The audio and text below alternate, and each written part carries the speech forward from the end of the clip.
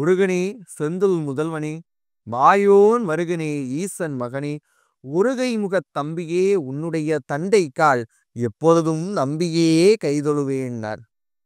பக்தி பிளஸ் நேயர்கள் அனைவருக்கும் அன்பான வணக்கம்.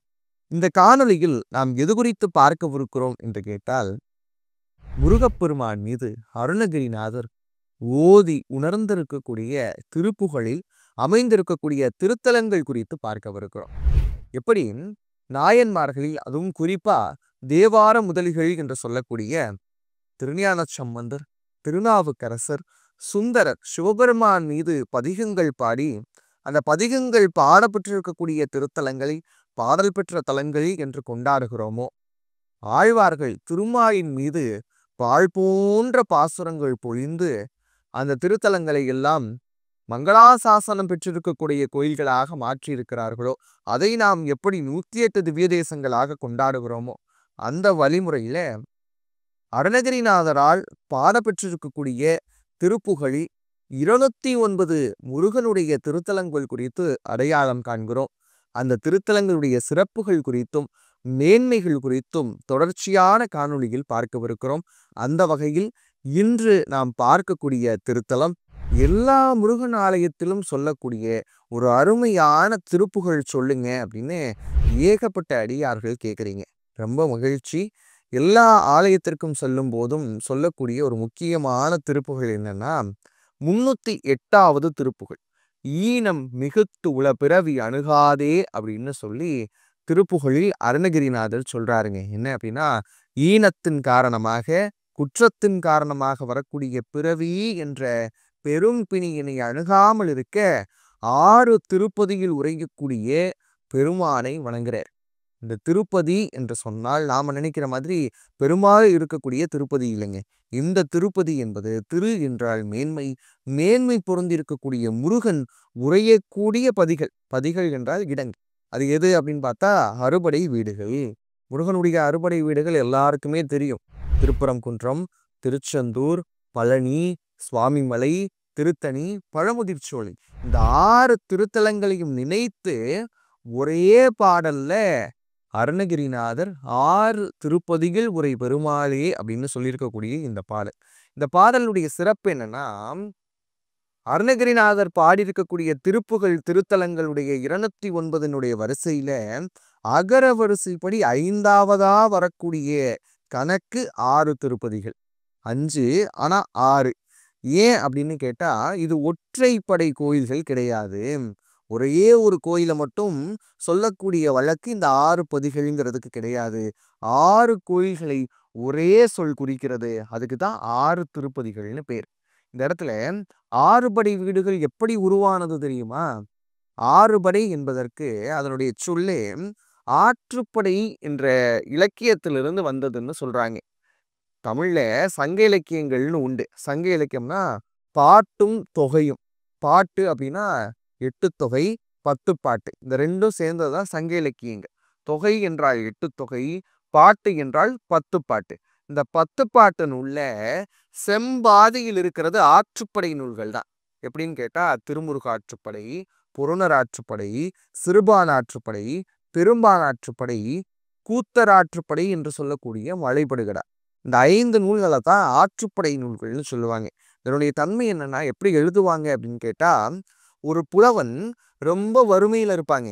அப்படிப்பட்ட வறுமையில் இருக்கக்கூடிய புலவன் யாராவது ஒரு மன்னனை போய் பாடி கொஞ்சமா செல்வம் கிடைக்காதான்னு ஏங்கிக்கிட்டு இருப்பான். அப்படிப்பட்ட புலவன் திடீர்னு ஒரு மன்னனை போய் பார்ப்பான். அந்த மன்னனை பார்த்து சில பாடல்களை பாடி அவங்கிட்ட இருந்து செல்வத்தை வாங்கி மறுபடியும் தன்னுடைய இல்லத்திற்கு திரும்பி வரக்கூடிய நேரத்துல இன்னொரு புலவன் வறுமையில இருப்பான். ரொம்ப வறுமையா இருக்கும். அவனுக்கு அடுத்த வேளை சாப்பாட்டுக்கு வழி இல்லாம இருக்கும். அப்படிப்பட்ட புலவனை பார்த்து என்ன சொல்லுவான் தெரியுமா?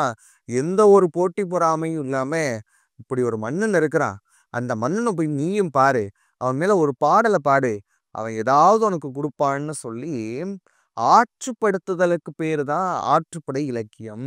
ஆற்றுப்படுத்துதல்னா என்ன அர்த்தம் தெரியுமா? வழிகாட்டுறாளே, இப்படி போ, அங்க ஒரு மன்னன் இருக்கிறான்னு சொல்றாளே, அந்த வழிகாட்டு நெறிமுறைக்கு பேர் தான் ஆற்றுப்படுத்துதல்னு பேர். 6 என்றால் வழி என்று அர்த்தம். இந்த ரூட், அந்த ரூட்ட காமிக்கிறான் இல்லையா? இப்படி ஒரு மன்னன் இருக்கிறான். அவன்ட்ட போனன்னா உன்னுடைய கஷ்டமெல்லாம் தீரும்னு சொல்றக்கூடிய இலக்கியத்துக்கு பேரு தான் ஆற்றுப்படை இலக்கியம்னு பேரு. அந்த ஆற்றுப்படையிலிருந்து வந்தது தான் ஆறுபடை. இப்ப ஆறுபடையில என்ன விஷயம் இருக்கு அப்படின்னு கேட்டா, நம்ம வாழ்க்கையில ஏகப்பட்ட விஷயங்கள் கிடைக்காம இருக்கலாம். ஏக்கத்தோடயே வாழலாம். பிறப்பிலிருந்து இப்போ வரைக்கும் ஏக்கத்திலே இருக்கிறான்ப்பா.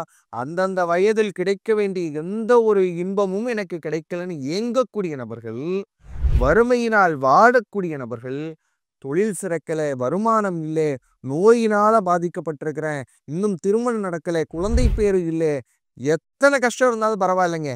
முருகன போய் பாருங்க. அந்த வள்ளல் இருக்கும்போது நமக்கு எதுக்கு கவலை?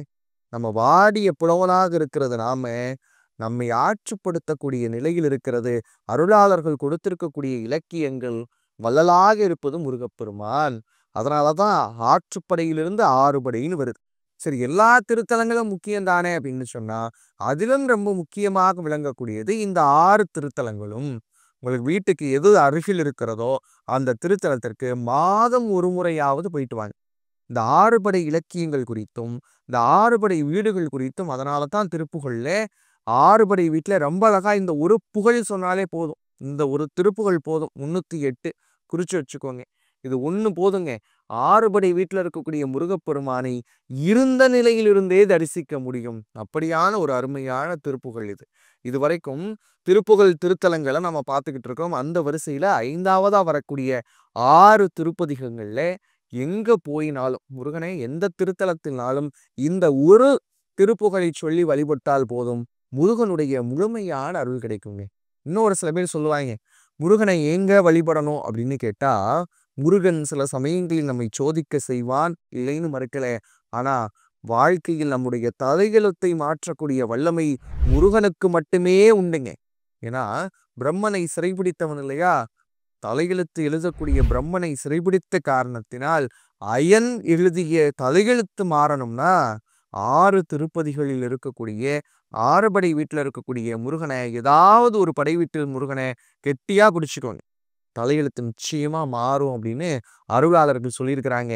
கந்தன் இருக்க கவலைகள் எதற்கு? வேலை கையில் பிடித்திருக்கக்கூடிய தெய்வத்தினுடைய காலை பிடித்தால் நமக்கு கவலைகளே இருக்காதுன்னு சொல்லக்கூடிய அளவிற்கு இந்த திருப்பதிகத்தினுடைய சிறப்புகள் அமையுது. ஒரே திருப்புகழ் 308வது திருப்புகழை குறித்து வைத்துக் கொள்ளுங்கள். மேலும் அருமையான திருப்புகளோடும் கோயில்கள் குறித்த செய்திகளோடும் உங்களை சந்திக்கும் வரை உங்களிடமிருந்து விடைபெறுவது நான் உங்கள் பாலு ஆனந்த். நன்றி, வணக்கம்.